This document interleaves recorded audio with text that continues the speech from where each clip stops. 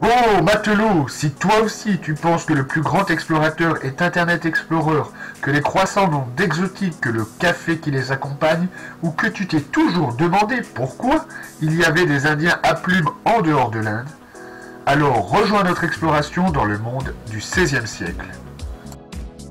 Depuis l'Antiquité, le monde connu des Européens dépasse rarement les rives de la Méditerranée. Deux empires s'y opposent au XVIe siècle. À l'est et au sud, l'empire ottoman s'étend du Maghreb aux Balkans. Il est dirigé depuis 1520 par le sultan Soliman, dit le Magnifique. Au nord et à l'ouest de la Méditerranée se forme un nouvel empire autour de Charles de Habsbourg, devenu en 1519 empereur sous le nom de Charles Quint. Arrivés au sommet, au paroxysme, à l'apogée de leur puissance, les deux empires s'affrontent. Ainsi, les Ottomans assiègent Vienne, capitale du Saint-Empire, avant de renoncer en 1529. C'est d'ailleurs le croissant des drapeaux ottomans qui inspira, plus tard, les Viennois pour créer leur célèbre viennoiserie, le croissant. Le combat se poursuit sur mer avec la bataille de Lépante, qui marque la victoire en 1571 des navires chrétiens sur la flotte ottomane. Il n'en demeure pas moins que cette situation instable pousse les Ibériques à chercher de nouvelles routes commerciales afin de rejoindre l'Asie.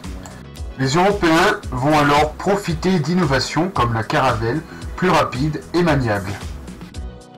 Ils vont également utiliser les cartes littorales, dites portulans, la boussole et l'astrolabe pour se repérer avec les astres.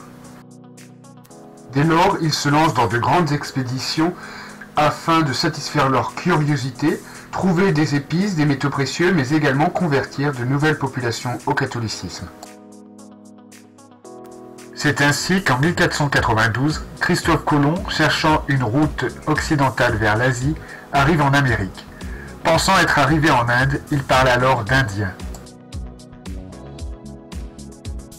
La rotondité de la Terre étant désormais acquise, Magellan, un autre explorateur pour sa part portugais, tente alors l'impensable, faire le tour du monde, non pas en 80 jours, mais de 1519 à 1522.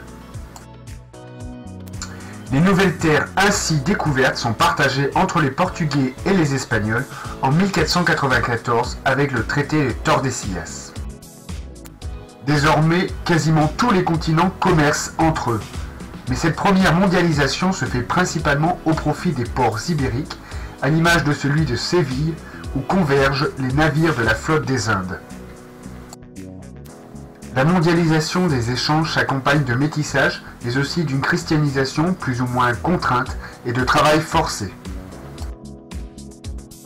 Les Amérindiens, décimés par les maladies importées d'Europe, sont remplacés par des esclaves africains. Enfin, l'Océanie reste à découvrir et l'intérieur des continents africains et asiatiques reste largement méconnu des Européens jusqu'à leur colonisation au XIXe siècle. Mais ceci est une autre histoire.